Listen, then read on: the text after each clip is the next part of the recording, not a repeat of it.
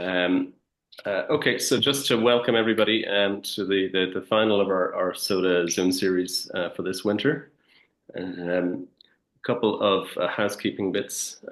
Just want to remind people about the dinner in the Royal Irish on March the 1st at 7 o'clock. The sign-ups have been a little slow, so anybody who's interested, please get tickets organized. Now, we'll also have a raffle, so if anybody wants to bring along a raffle prize, that would be very welcome. The other thing is we have some fantastic calendars. If anybody hasn't already bought, they're available on the website as well. So just the plan is to mute everybody during the talk and then take questions at the end. I am recording it, and we'll so if anybody objects to their image or anything, that they can sign out. So without further ado, we'll go to Reggie. Just take a moment to okay, sorry, control. Okay, just change over here. Okay, so that's you should be becoming host there, Reggie, and you should be able to share in that.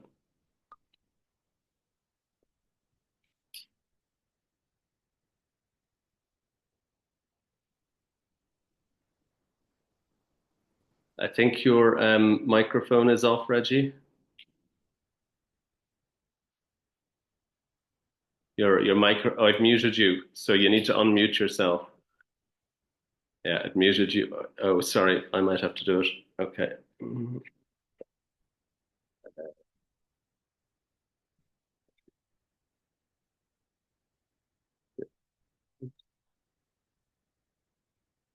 Okay, sorry. So you're now host. You should be able to unmute yourself.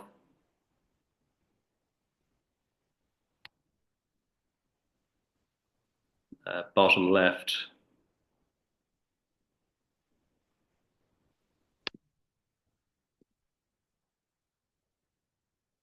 There.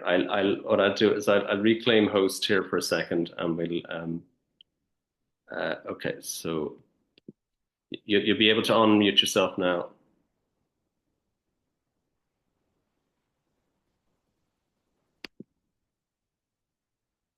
So you're still muted, Reggie. So bottom left with the microphone with the line through it.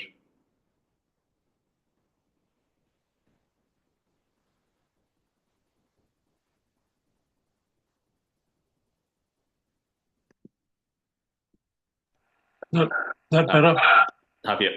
Yeah, right. Okay, so will I start? I just make you host again now. So, okay. Okay. Okay, so you should be able to share now. Yeah. Yeah, can you hear me now? Yes. Yes. Right. Okay. Well, good evening, everybody. Thank you for coming to listen to this.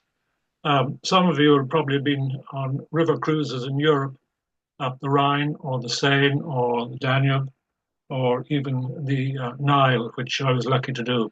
So this is an Irish attempt at one of those cruises, except we didn't have the large 200 passenger boat being weighted on hand and foot.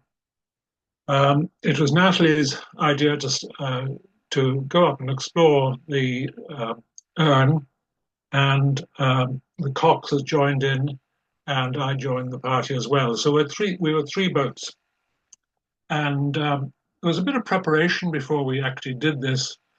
The boats, things like engines, had to be properly serviced, maps sourced, charts. It paid me handsomely to read Ruth Hurd's book on the Shannon navigation, because it puts the whole navigation into context. There are other things like water, diesel, and food. And we left from the yacht club on at the end of the Goose Island Regatta, and we made for Kilgarvan for the first night. Psychologically, it got us away from Drummondere, and it got us about an hour up the lake.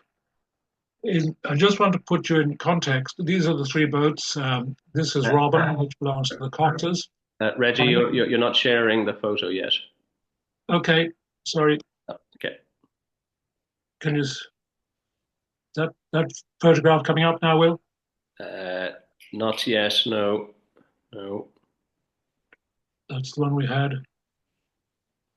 The screen isn't sharing yet. Is that any luck? Any better? No. Um, no, it hasn't taken over there. So the little share button in the middle of the bottom should get you into business. I just have to. Yeah, get the right one open first. Yeah. Well, there's the. I'm afraid these icons are not coming up, Will. Uh, okay. What I'll do is I'll take back the host for a second and then make Yeah. you host again, and hopefully that'll do it. Okay, now host, and now I'll make you host again.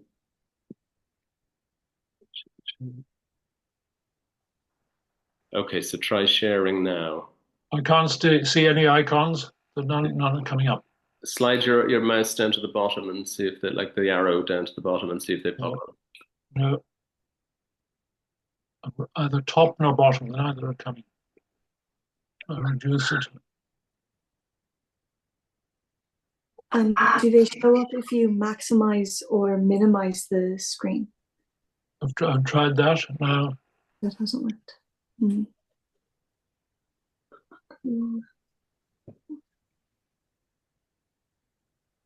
So, can you hear me, Will? Is there? I can yeah, I can hear. I don't know why that would be. If all else fails, we'll get you to go out and come back in again with the link. Right. Um, I've tried reducing it again, but they're still not getting any of the icons. and maximizing with the green, the little green dot. The green one is not coming up at all. Okay. Yeah, sure. Look, I'd say if you go out again and come back in again, and I just take back host here, and then Okay. So that doesn't mess things up. And yeah, and I go out and come back in, and we'll hopefully that'll do the trick. And I'll make you host straight away, Jan. If you have your first slide up, yeah. And then now come back in again. Well, you haven't. Sorry. I mean, leave the meeting and then come back in again.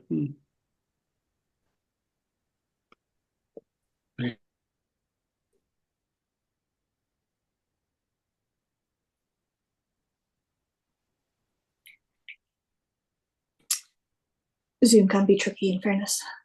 Yeah. If you're not, even when you're used to it, it's okay. So.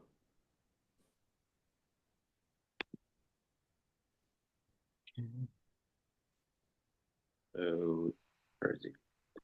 Disappeared.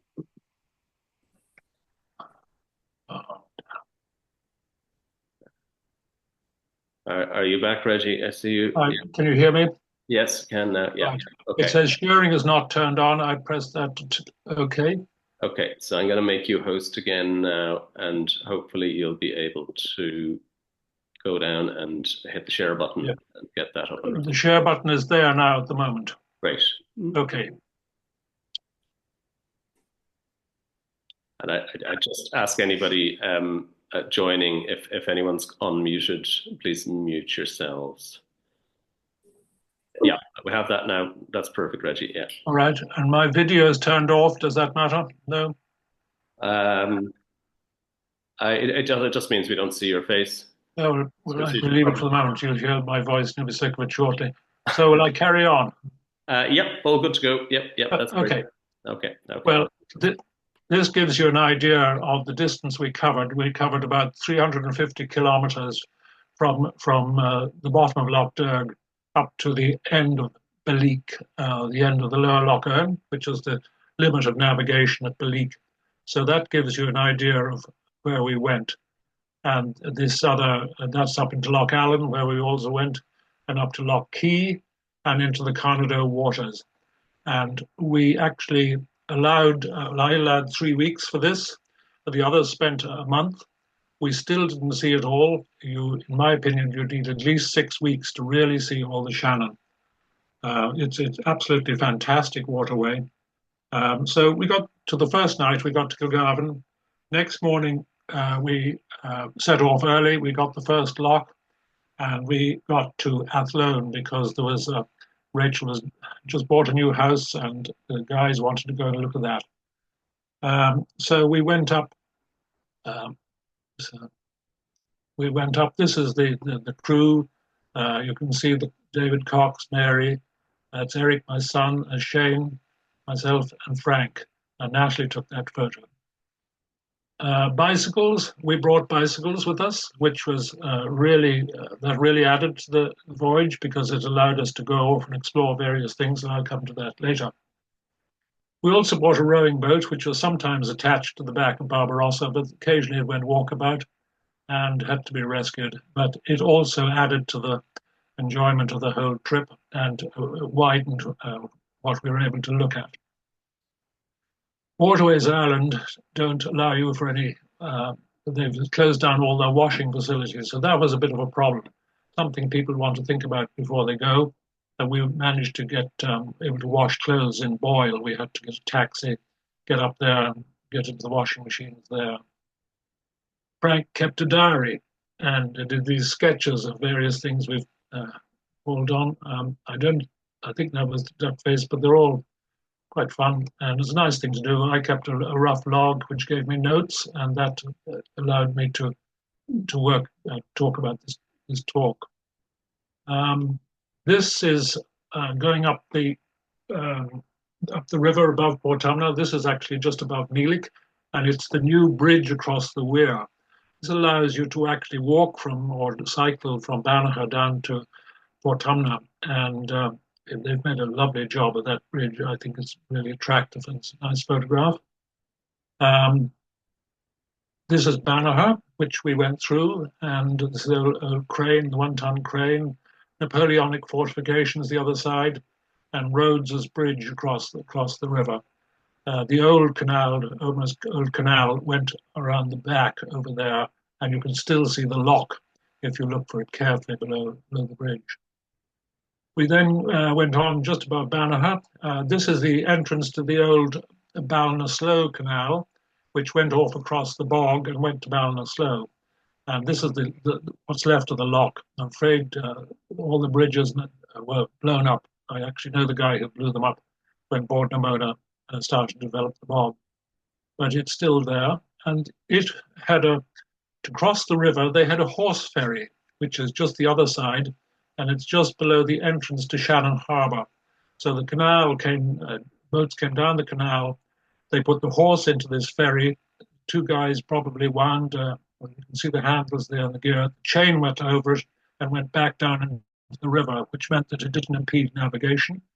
They got the horse to the other side on the barge, and then they went off to Ballina. So it's still there. In my opinion, that's something should be restored because it's interesting. And then Shannon Bridge we went through. This was all in one day because we wanted to get up into the Erne and then work our way back more leisurely.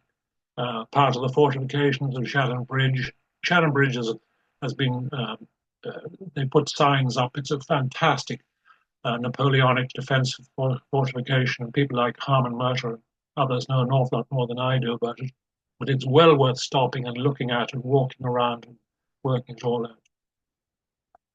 And then this is the old castle, which was blown up below Clonmacnoise, Amaryllis coming along. And we went past. We didn't stop at Clonmacnoise. This is up at Loch Ree at this stage. We stopped the night in Athlone, just below the railway bridge. And it allowed us to go a bit of shopping and spend a bit of time next morning. And we went up to the top of the island of Loch Ree.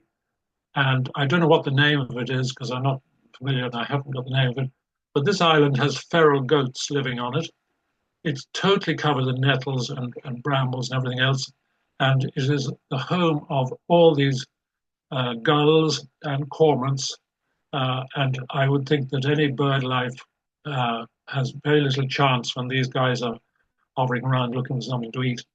One of the things we noticed on this trip was the lack of bird life on the river. It has really gone down since the last time I went up there 2 years ago. And it's very sad. In fact, we nearly saw more kingfishers than we saw. Very few coots, very few moorhens, very few divers. I didn't saw any divers in the Carrow. And the only thing we did see an awful lot was herons and cormorants and all this sort of these birds. Um, this is the daily arrangement was we'd have a quick get together and decide where we were going to go for the day, and then who'd lead on, and then we'd get together at lunchtime and have a bit of lunch and a chat, and then we'd go on to the next day and finish up. So on a nice day, people sat outside in Amherst, and generally speaking, the weather was pretty good. We did have one or two wettish days, but they weren't too bad. We got to when we got from left Athlone, we got up to Tarmanbarry. Tarmanbarry is a rather interesting loch. You can see this loch here. Waterways Ireland are now restoring these lochs as they were built, unlike the head gate in Athlone Loch and in Beleek, which were just steel fabrications and are not in keeping with the place. But because of the heritage, they're now actually restoring these lochs and doing it right. And this loch is really interesting from a particular point which you might spot.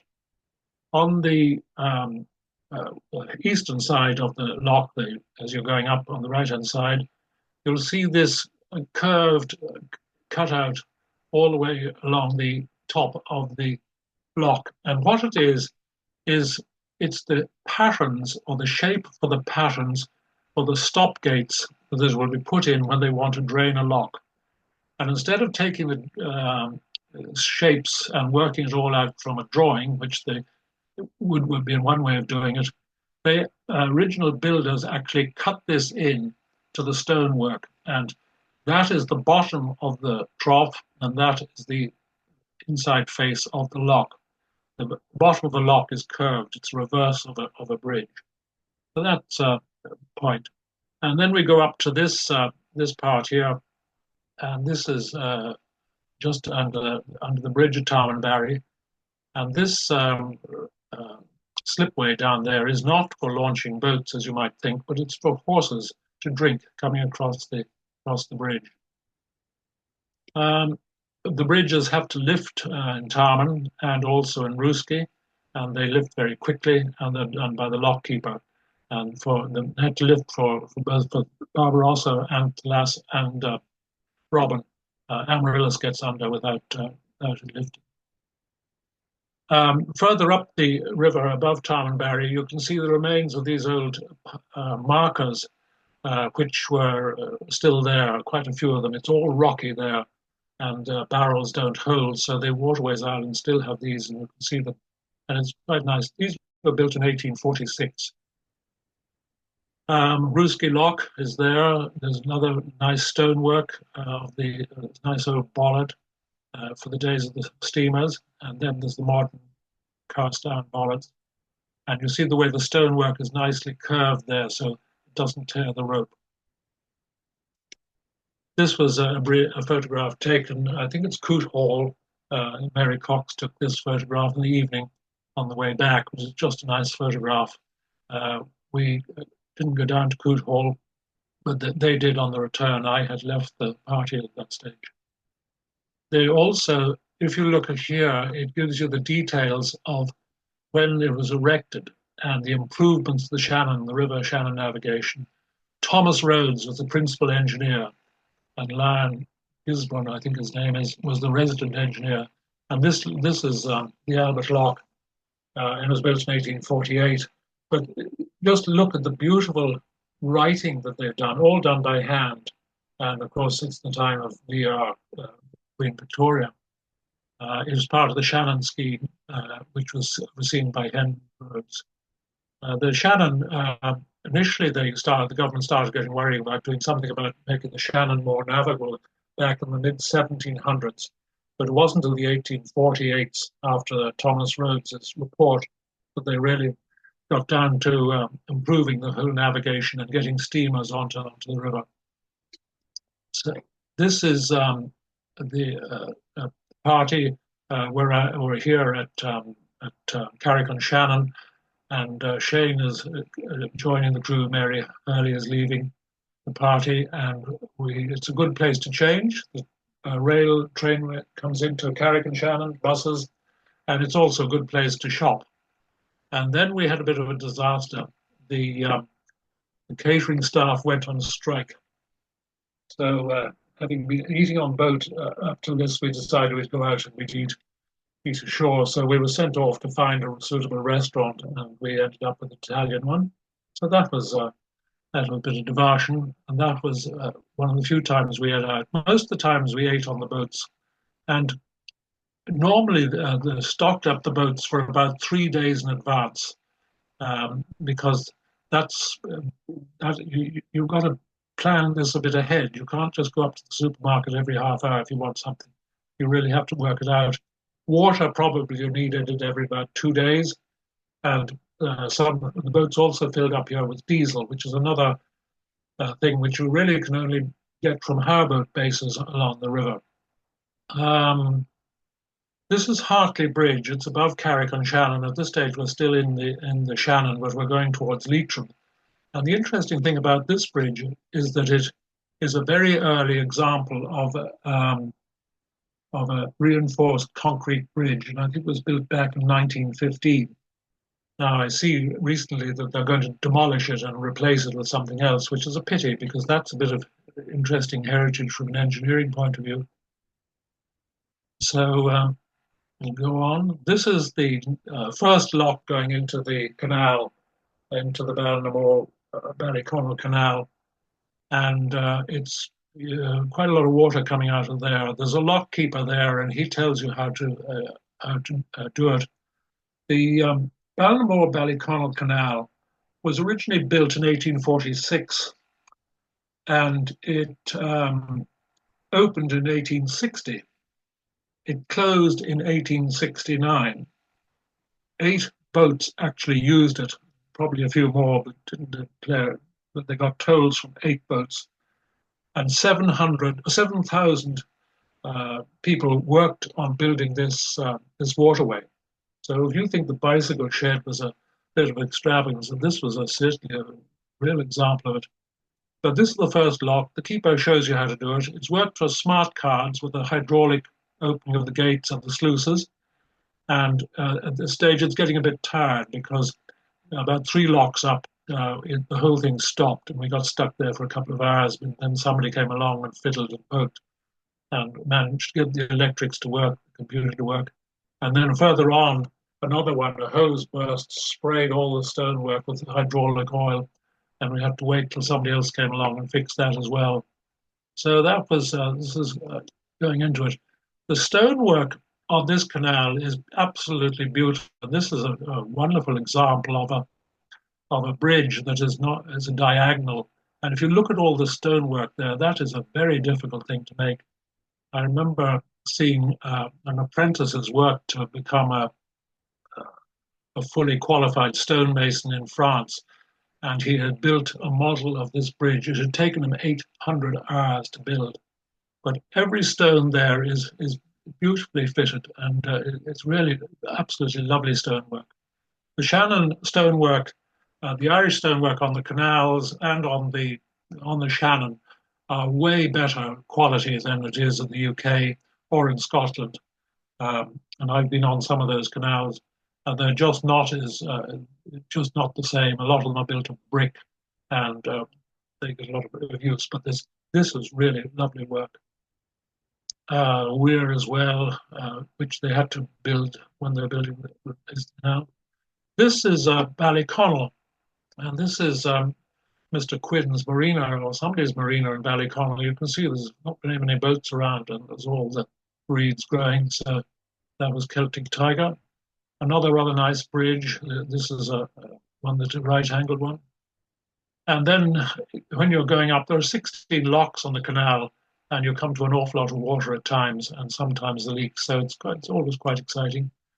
We've now got through the canal, and it takes about 2 days. We, if possible, stop at Horton's Quay, but because of the locks holding us up, we didn't get there. We stopped at a lock for the night. But this is a folly built by the Earl of Erne at Crum, and Crum was the first point on the on the trip on the Upper Loch Erne. The Earl of Erne, his hobby was boats and boating, and you will see all these lovely, beautifully built wooden boats, well over 100 years old, and there's some lovely things now. Because it's now National Trust, and the National Trust people are not terribly concerned about showing off the boats, but I found them really interesting. This is the sawmill on the estate. An interesting little rack bench here, tractor, and early agricultural equipment, and then I think that's an oil engine there, but it was superseded by a tractor. And that's another one. Yeah, it's a saw bench there and various things. But this is all sort of time warp, and fortunately, it's been all preserved. The estate on Upper Loch Erne is on a whole lot of islands, and this was the barge that they used for getting around the estate. So if you want to go to school, you went to school in this barge. If you went to church, which was on another island, you went to that. And they all had slipways to allow for the water to go up and down. Upper Loch Erne was lowered 8 feet to gain about 40-odd thousand extra acres. So it's all very shallow. If you're traveling up there, you need to follow the charts, and the charts on Loch Erne are really good. They give depths of water, and they're very well marked. This is the old original Loch Erne Yacht Club, and it's on the Crum estate. And because the lake was lowered by 8 feet, it became obsolete. So they moved the new Yacht Club down below Enniskillen into the lower Loch Erne. And this is the party there, sort of dreaming of days gone by. The Natalie here is taking the Cox's dog for a boating trip. The only time this dog got excited was when it smelt a mink, and then all hell broke loose. Otherwise, it slept most of the time asleep. Lovely bridge, also built from one side of the one island to the next, and beautifully decorated. And the Dara house was over on the left-hand side. When we at Loch Crum, we stayed there for a couple of days, and we did an exploration. I wanted to see the entrance to the Ulster Canal, which is now being restored. And the Ulster Canal was about 74 kilometres long originally, 18 locks, and it was built by Dargan in 1842, closed in 1931. Dargan, as you know, built a lot of the railways in Ireland, and my family had a lot to do with Dargan. This house was burned accidentally. There was quite a lot of fighting around this area from one side or another, but the whole structure is in very good shape. There's nice walks around there. So we got into the first part of the Ulster Canal, and we went a mile up the river. There's a pontoon, and we were able to walk up to here. This is the entrance to the canal, which is current border works. This is part of the Erne River. It's actually up near Belturbet.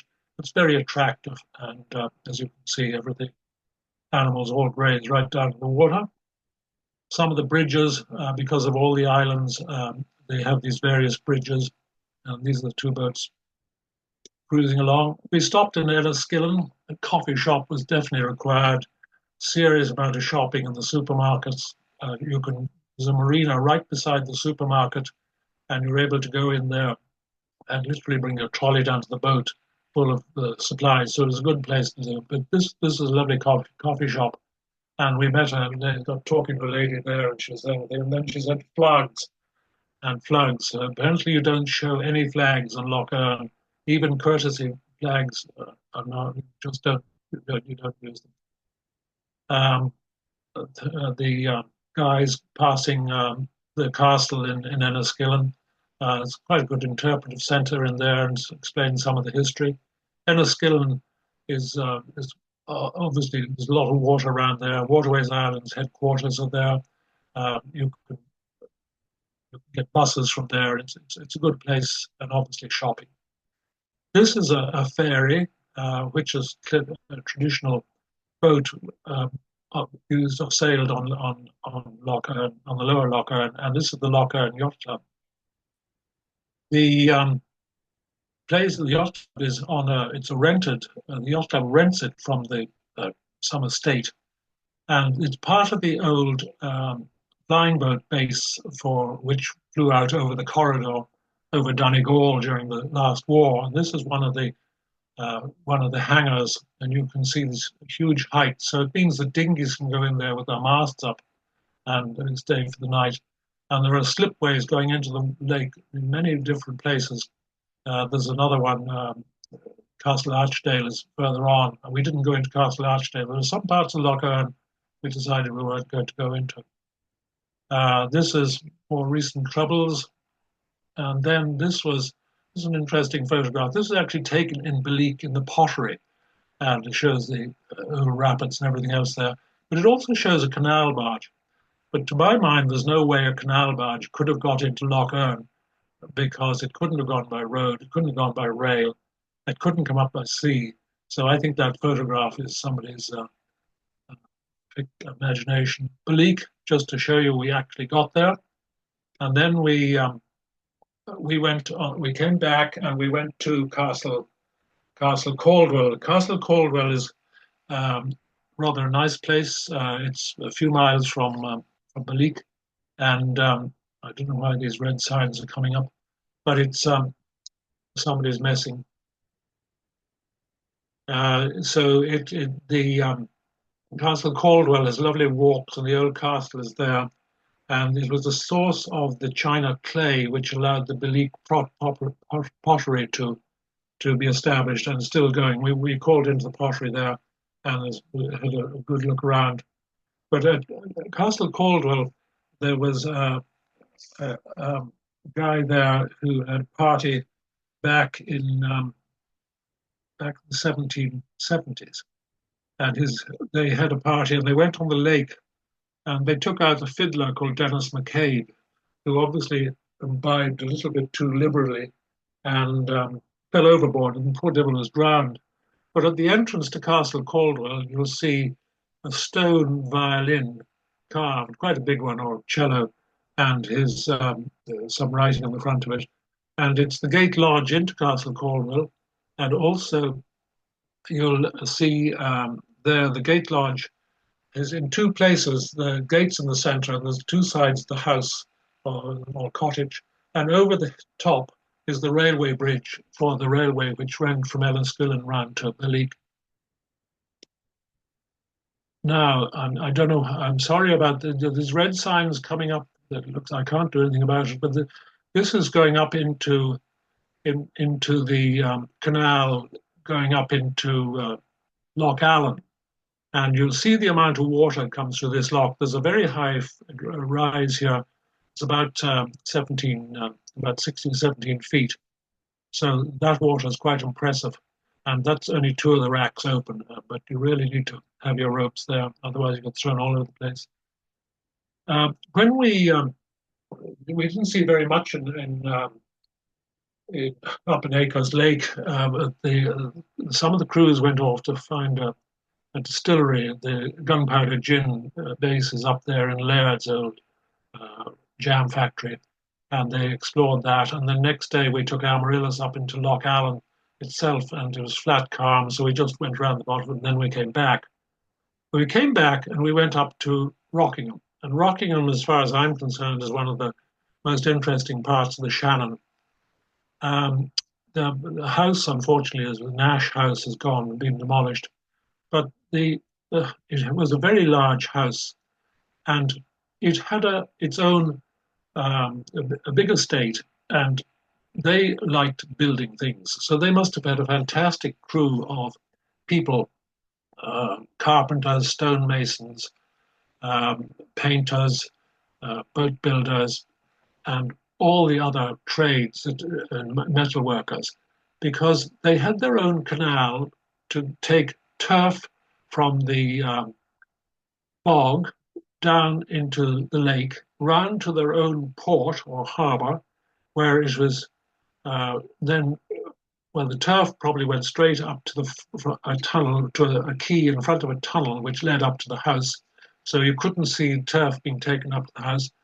But any other supplies coming into the house came to the harbour and were loaded onto barges and were taken round to this tunnel, and they were all taken up to the house. I think there were 3 tunnels altogether, so nobody was seen servicing or looking after the house. But they actually, the bog was slightly higher than the lake, so they needed a canal to get the barges from the bog down into the lake, and they built a lock. And this is the end of the lock here, and this is the arch of the bridge that goes over the lock on a very small by road.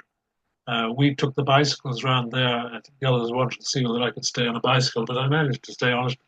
And it's a couple of miles from the house, and we came across this. But if you just look at the quality of the stonework and all the decoration that went in, and ashlar stonework, it's just lovely.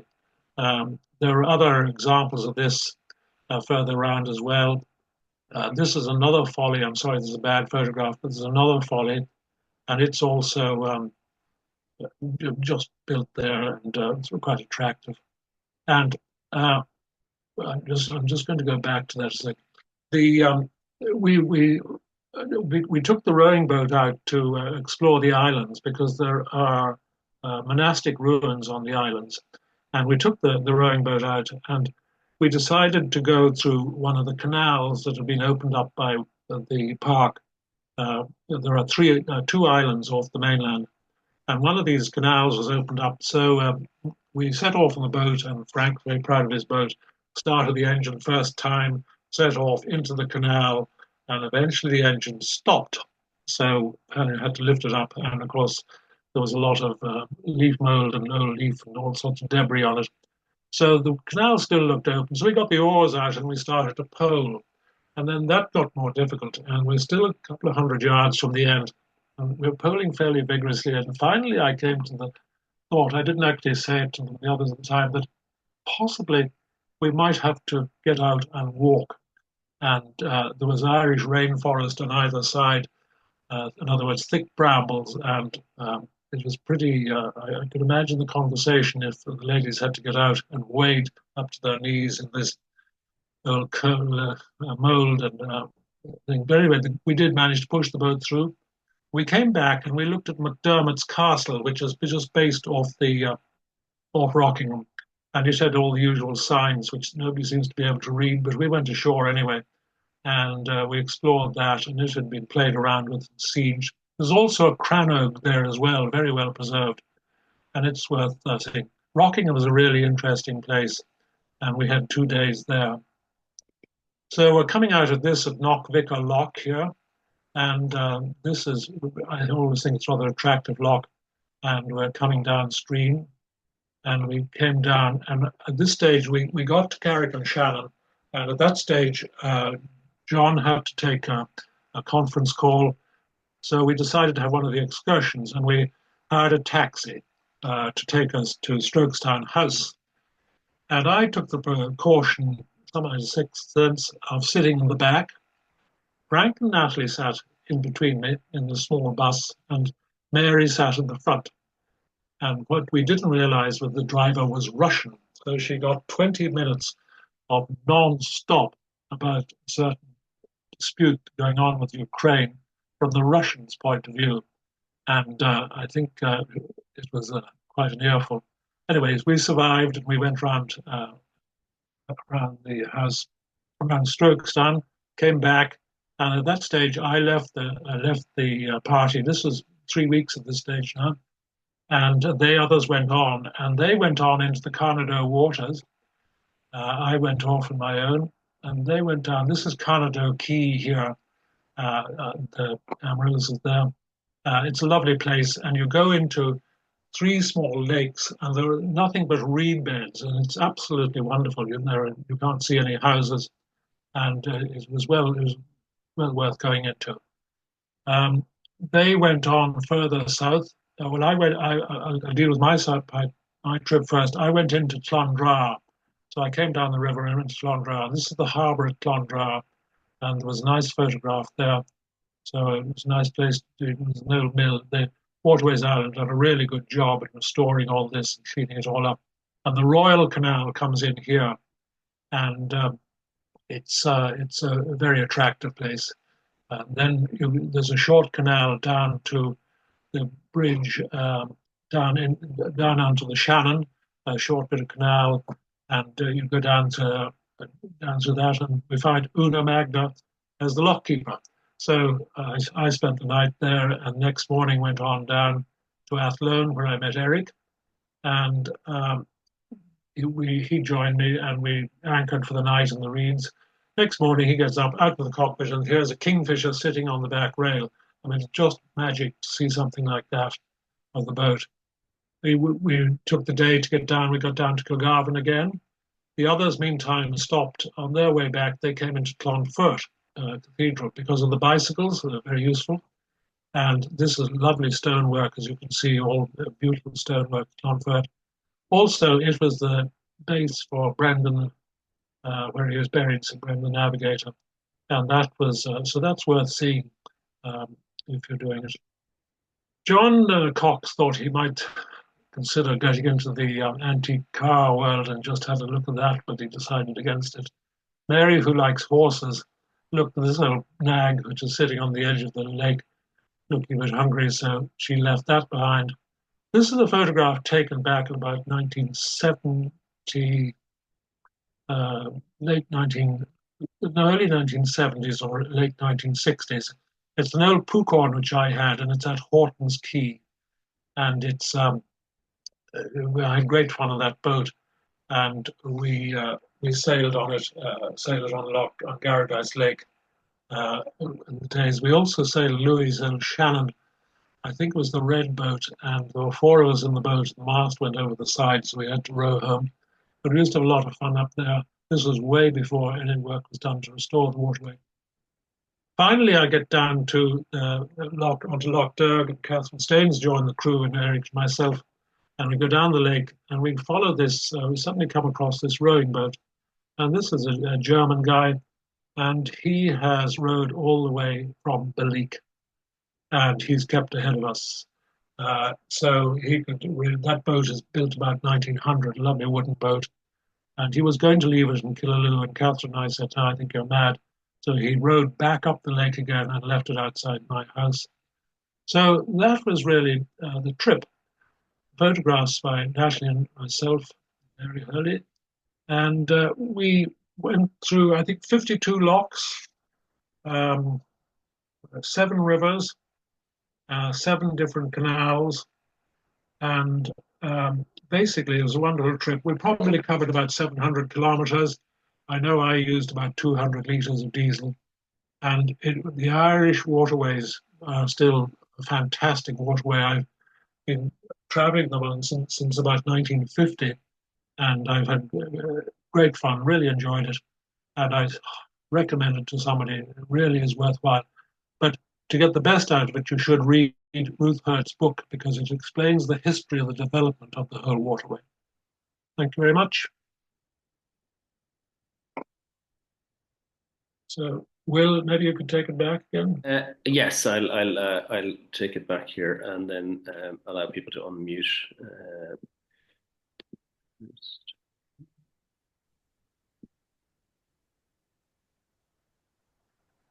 Can I ask you a question? Yeah.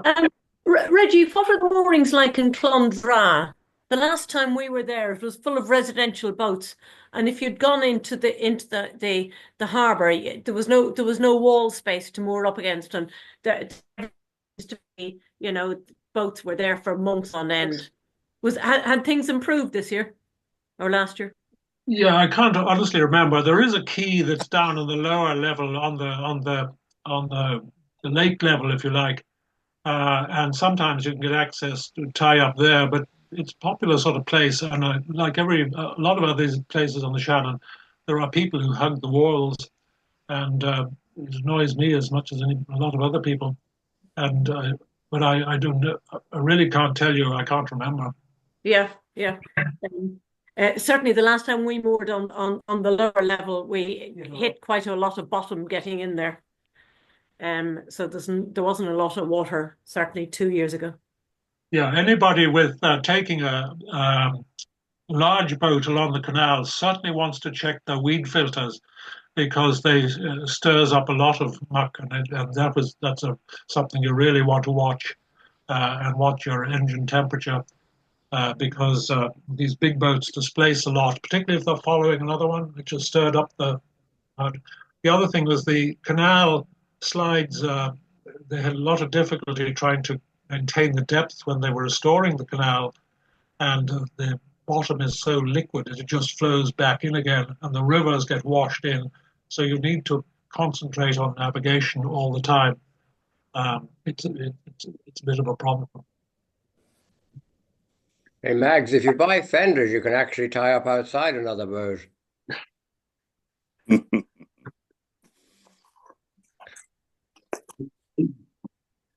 So it wasn't very appealing, was the problem. They just, you know, they all seem to be very insular and not non-neighborly.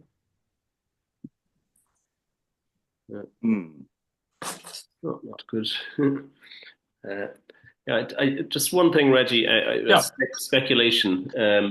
You mentioned that the bird population seemed to have been decimated. With that, is that down to an increase in the mink, or is there? Does anybody have an idea? Well, I don't know. I'd been up to the Loch Earn system 2 years ago. In fact, I took a foreign holiday and went up there, and I know there were more birds, and I've been up there several times, and there were a lot more. But this year, or this last year, it was depressing, the lack of birds, which normally you would see. I presume it could be bird flu, could be mink, it could be other predators as well. I know they bought the Black Islands, the government or somebody's bought the Black Islands now, and they're getting rid of the bushes and things, so that predator birds don't have a perch. And this is to try and get the ground nesting birds to survive. But really, it's very depressing. Otherwise, it's not. These birds live on things called flies, and if you notice in your kitchens, you don't see bluebottles anymore. And I presume the same is all over the country. I just think there hasn't been a census of flies for some time. Maybe it's time they took another one. It's only the wasps that are thriving. Everybody is able to unmute themselves now if anybody has a question or a comment. Yeah.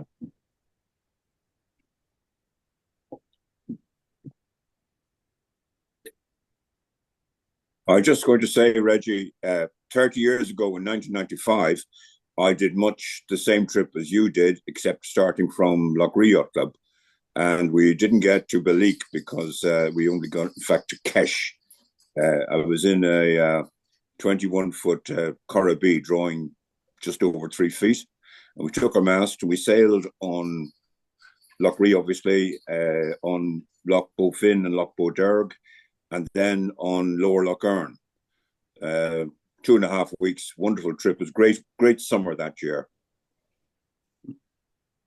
It was, of course, very much in the middle of the Troubles, and we had quite a lot of inspection by the army from time to time on Lower Loch Earn. They'd come zooming up in a rib and rifles pointing everywhere. The thing about the Loch Earn system, it's totally different from the Shannon system. There are a lot of islands, particularly on the lower loch as well, and there's a lot of wood on them, and some of it's very in there a long time. It's very attractive, and they have these wooden keys which you just tie up to with no other facilities, unlike down in the south here where we have everything, including electricity and God knows what. So it's rather attractive. In some cases, you can't even get water, but in a lot of places you can. But there are no changing rooms or anything else like that, showers, or you definitely you rely on your boat, and you need your own boat power. Yeah. So I find it a very attractive waterway. It's absolutely lovely, different from the south.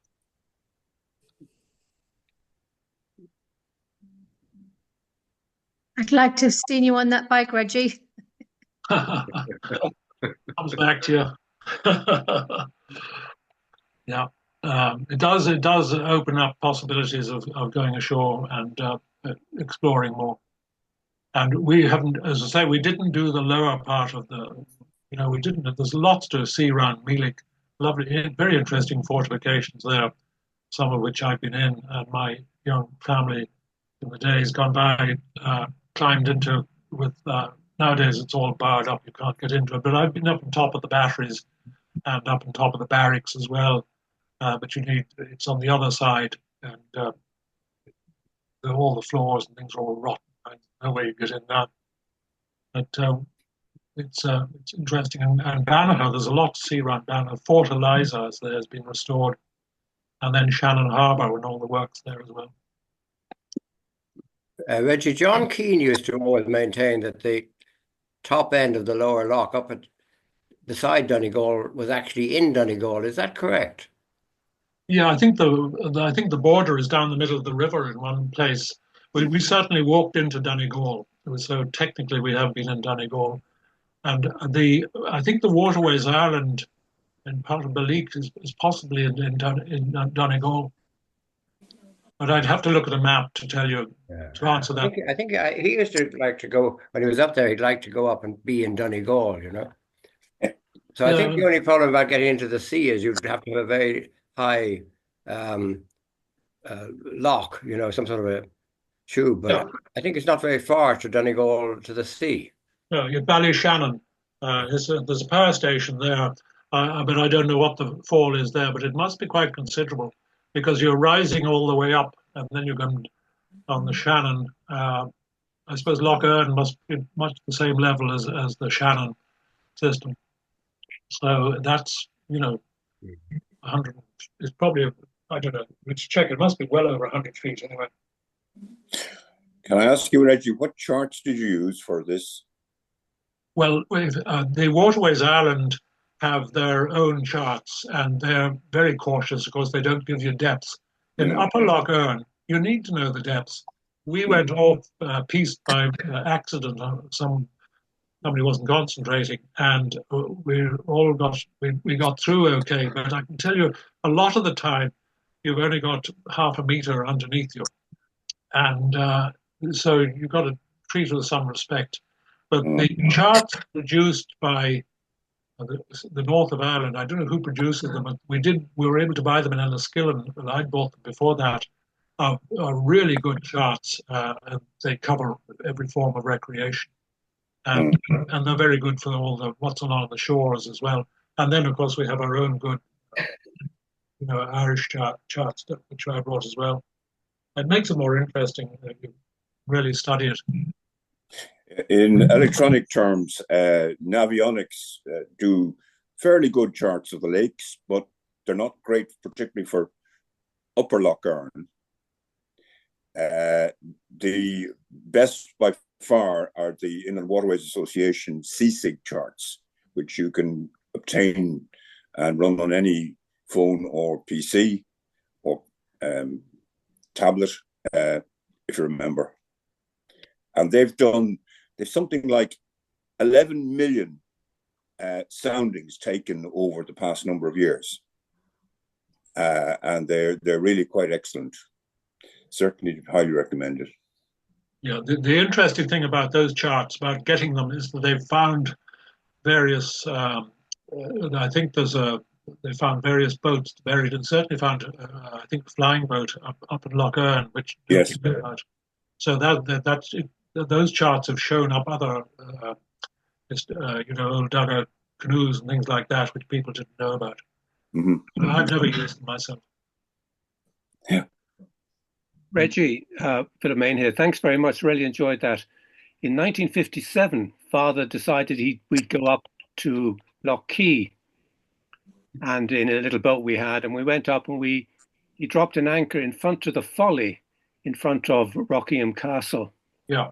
And that was a complete no-no, because a member of King Harman's staff came out and told us to move off so that our boat couldn't be seen from in front of the house.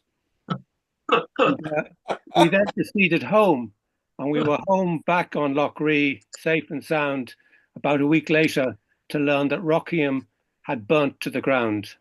So we were fortunate enough to actually see the castle. I can't really remember it, but it was in its heyday. But certainly King Harman was very possessive of his lake and didn't like anybody to moor in sight of the house. Yeah, my brother and my brother's on this Zoom call because he's up there, MIAG. But we went up there with a wonderful man called Horatio Darby in a boat called the Lady Juliet about 1951 or 52. And Horatio had stopped and met Harry Rice on the way up. And Harry Rice had obviously had a row with King Harman and said, "Don't go near Rockingham because you'll run you off it." And obviously, so Horatio Darby was a lovely person. We just went in front of the house and then we went out again. And we went back through Knockvicar. I remember asking the lock keeper, he said we were the second boat to go into the lock that year. This was in July. And we got back down, and Horatio eventually got a letter from King Harman about 2 weeks later saying, "I'm most offended you didn't call. I saw your boat on my lake, and you didn't, you hadn't got the manners to call and say hello." We, of course, would love to have gone in because this fantastic house, and we not used to those sort of things in those days. We would really like to explore it, but it's still worth exploring. We explored the stables, the islands, the lovely walks, the ferry bridge, the trees. It's a fantastic, absolutely fantastic facility, and it's also like Prum. There were 6 families really controlled the Loch Earn Yacht Club, and their hobbies were developing boats. And in Crum Castle are a lot of half models of boats which they never actually built, but they were quite, they were really sort of trying to develop things of their time. But when they did build them, as I showed those examples, the workmanship was lovely. So they must have been very highly skilled boat builders working for them. So the Sandersons and the Caldwells and the Earns, and I think there were 3 other families, I can't remember the names, and they all used to get together. They'd come down, I expect, on their steamers and have a regatta and a bit of fun. We went up there. Hal Sisk organised a classic regatta up there on one occasion and brought his Pauline up to it, and it was great fun. So yeah, it's an interesting, it's a very enjoyable part of the world. Reggie, there's a couple of messages on the chat. Jonathan Horgan saying, "Thank you, Reggie, very informative and enjoyable." Patricia George was inquiring about a photo on the bike. I think she got that in there. Therese O'Connor, "Thanks, Reggie, great talk. We went with another boat from Carrick to Enniskillen on our honeymoon in '95. Now inspired to do another trip." And then I'm not sure who this last one is. It's in the head in Ballyshannon Power Station appears to be 29 m. So right. I think that they might want to expand on that. It's probably 29 meters. Oh, 29 meters. Yeah. Okay, I was wondering.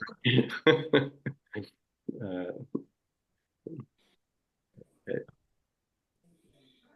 So, anybody else? Anything to add?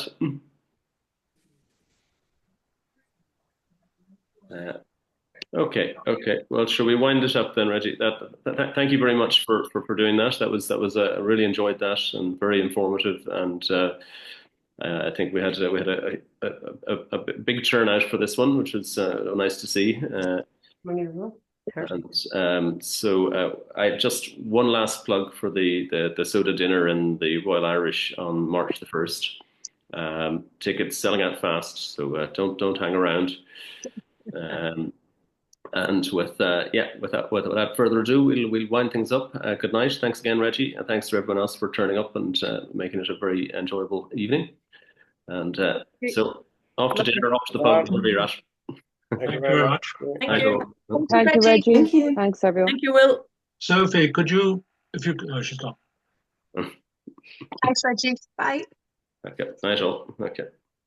Thank you very much, Reggie. Thank you.